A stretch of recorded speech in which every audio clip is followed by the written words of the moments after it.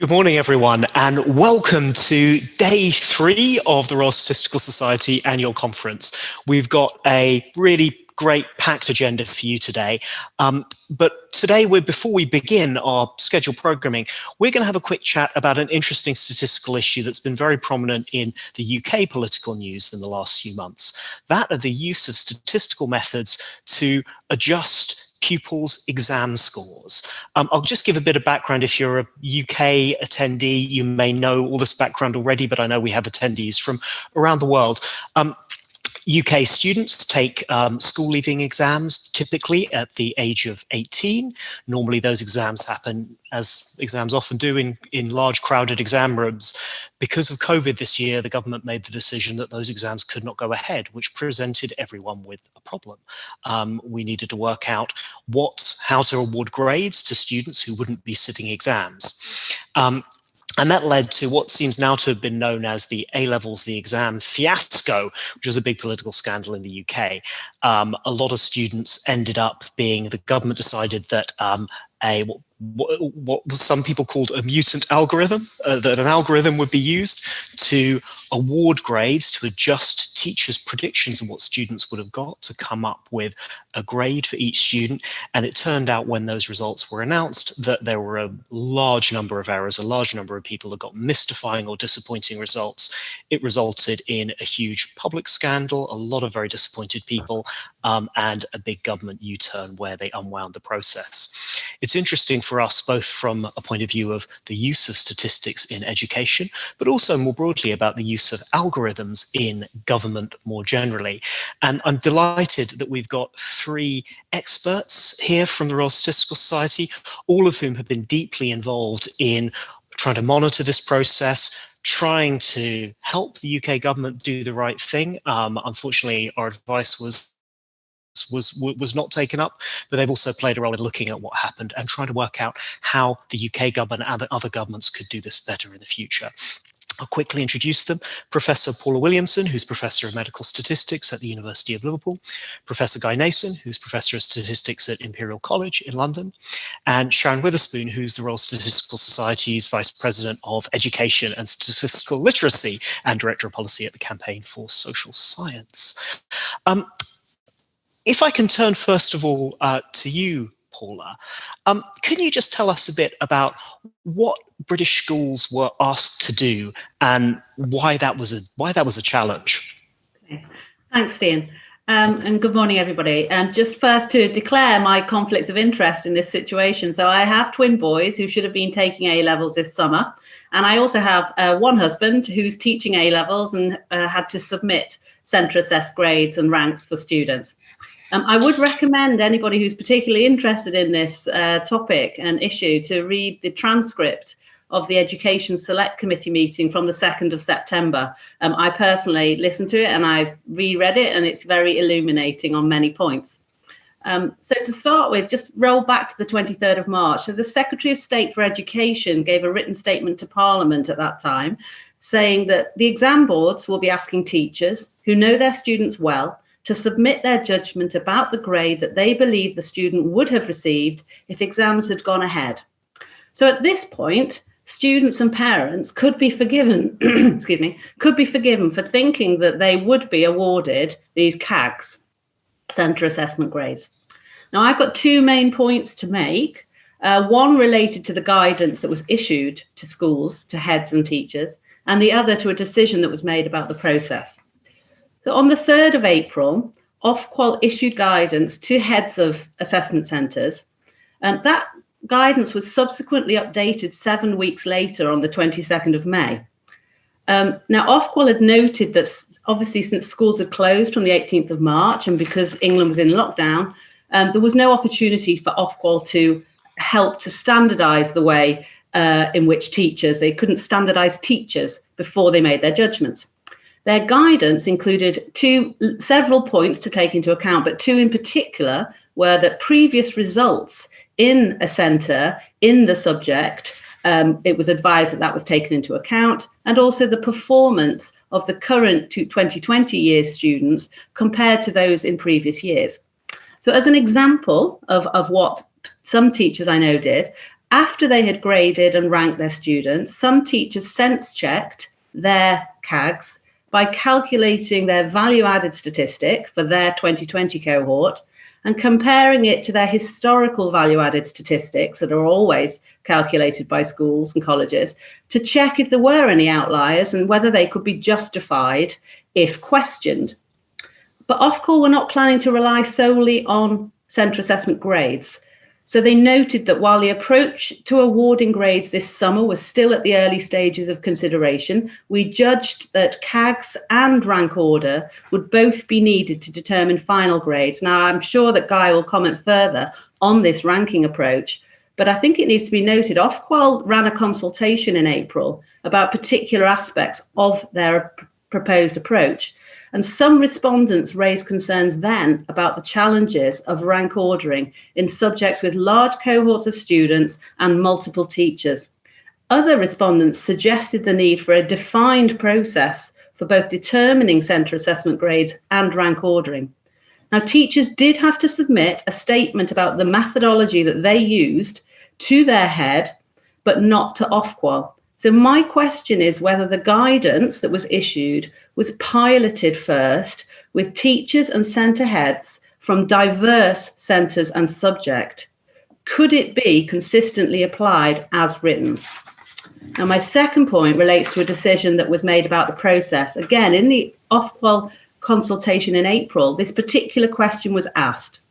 To what extent do you agree or disagree that using an approach to statistical standardization which emphasizes historical evidence of centre performance given the prior attainment of students is likely to be fairest for all students? Some respondents discussed strategies that could be used to allow centres to provide supporting evidence if the data for this year's cohort indicated a different outcome to their historical data. One respondent actually said, Ofqual should consider whether there is a case for examining further evidence from centres where there are significant changes in the results achieved. Statistical standardisation approaches can certainly do a good job of flagging apparently anomalous or unexpected results. Now, although Ofqual did compare the centre assessed grades against their standardised results, there was no plan to undertake centre audits, either at random or for cause, if anomalies were found. They had decided to address this issue through the appeals process, rather than in advance of results being issued, a decision that I personally think could be questioned. Now, perhaps the timeline was the issue, but I think it would be really helpful to understand that particular decision. Stian, I hope that gives a flavour of what the schools were asked to do under the very difficult circumstances. It really casts light on what a challenging process they were being asked to undertake. If I might turn now to Guy. Guy, like Paula, you've been involved as an observer of this process for many months now. And I know that as soon as Ofqual finally published their 319-page methodology, you were on it and analysed it and live tweeted the results. Can you tell us about what the problems with what Ofqual ended up doing to try and adjust these grades was? Sure, and I should say that myself and several other people were on it literally as soon as we knew the kind of data that Ofqual were asking schools to provide. I mean, some of the things that they were asking for, I think we were immediately a bit worried about what they were attempting to do several months ago, and communicated that a little bit indirectly, perhaps, to Ofqual and other people around the process. I mean, I think it's fair to say that there are a whole host of issues here. It was a very, very difficult thing to have to do, to cancel exams, and a very, very challenging suggestion to try and sort things out using a statistical process. And that was definitely, not an easy thing. I should say also, it's not just England. This was an issue that was across the 4 devolved nations. Before the fiasco blew up in England, I mean, it blew up in Scotland, and similar issues happened in the other nations as well. But I guess I'm here to kind of maybe just focus on some of the more statistical issues, of which there are plenty. I just wrote down a few notes this morning. It goes to several pages of what might be considered to be wrong about the algorithm. Paula mentioned that I was very exercised about rankings, and that's exactly the case. That was one of my main points for many months. Ofqual were collecting information about predicted grades from centres. And it was realised, of course, that there was uncertainty around those, so much so that they felt that they might need to adjust those through some statistical process. But what seemed immediately strange was that they were willing to accept rankings from centres, and I think the word in the Scottish system was used. These rankings should be treated as sacrosanct, unchangeable, true, accurate. And it was that dichotomy there. One set of information coming from schools was very uncertain. We need to adjust it. The other somehow was magically accurate and true. So it was very weird that uncertainty wasn't appreciated within the rankings. I thought that was a big issue. Paul has already mentioned some of the issues that schools had in trying to rank students, especially for large cohorts where it's a big problem. And that's actually quite important because rankings are used to drop students into grades. And if you really believe the rankings, that's fine. But if there's uncertainty, you don't know that you're dropping the right students into the right grades. It also sets up a slightly different kind of exam for the nation. These are no longer national exams. You're essentially competing against colleagues at your exam centre. So it gives a very different flavour to the exam. So there were my main things on rankings. But there were many other things. The testing procedure they used was severely flawed and criticised. They divided schools into different sizes. It's not quite clear where those numbers have come from. I'm doing some work on that at the moment. But I should say, as well as the statistical issues, there were severe legal issues with what they were attempting to do. And they were about to be taken to court by two groups of lawyers, as far as I know. And it would have been interesting to see how that would have gone. So I guess the questions I have, and maybe Sharon's going to talk about this, is, who really developed this? Who was involved? And where was the oversight in the system? Who was really looking at this and stepping back and saying, what are the issues here? Are we doing the right thing? And I think that's probably, for the RSS, that's a very serious issue that we need to look at in algorithms more generally, not just in this situation. Thank you, Guy. And I will hand over to you, Sharon. We've got 3 minutes for you to have the last word about what bigger questions this throws up. All right, I'll try to be very brief. I want to thank all of you three, because I've been the one tasked with writing the consultation documents and responses. And I want to be clear that all of the issues that Paula and Guy have raised were raised by us throughout the process. This is not a question of hindsight. And it's very important to bear that in mind. But it seems to me the fundamental fault was the statistical process had to award grades to individual students, or was designed to do that, while preserving the system feature of a very low level of grade inflation. And that was probably the source of the real error. As Guy said, there are legal issues with that, but that when you're statistically estimating individual results, it's very different from doing statistical modeling of aggregate data. And particularly in this case, where the level of accuracy really mattered to the individual students. And by accuracy, I don't just mean the fact that 40% nearly of A-level students in England were downgraded. I mean, you couldn't even be sure the right students were the ones that were downgraded or downgraded the most. So not enough attention's been paid to that. I think Paula is right to raise the issue of whether there would have been a process of auditing schools. And that is an issue that, again, we should be pressing, because that relates partly to proper statistical thinking.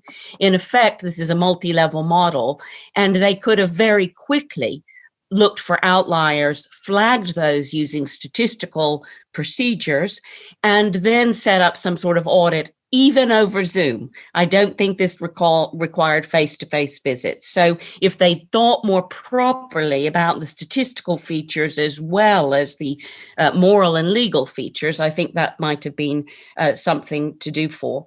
Now, I know there have been some calls for the RSS to try to examine the details of what Ofqual did, and I hope that various fellows, including people like Guy, will be doing that. But for the RSS as a whole, it seems to me the biggest prize is to work with the Office for Statistics Regulation and others to ensure this doesn't happen again. And we need better rules and guidance about what to do when government wants to use statistical estimation for individual level decisions and determination. That the difficulty of doing that was shown by the fact that OSR, the Office for Statistics Regulation, was initially reluctant to get involved in this. So we had to write a formal request. And though I started with some sympathy for Ofqual, it was difficult to maintain this when we were actually attacked by them as having misled the public about non-disclosure agreements and that we had undermined trust.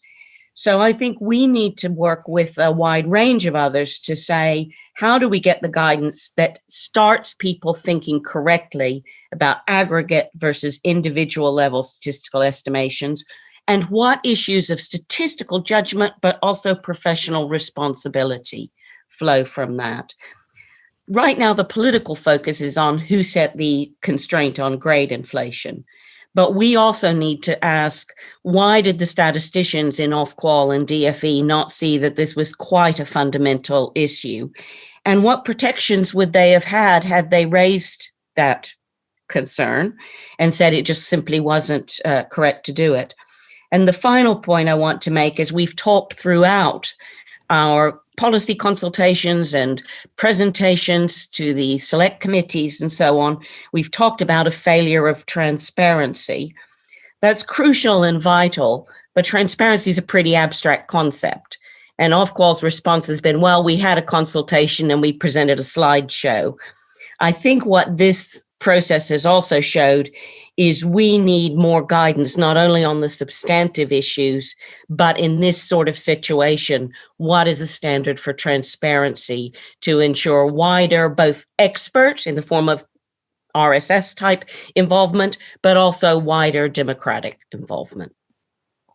Thank you, Sharon, and thank you, Guy and Paula, for that whistle-stop tour of the A-level issue. We will now hand you over to the beginning of the conference proceedings for today. Thank you very much all for listening.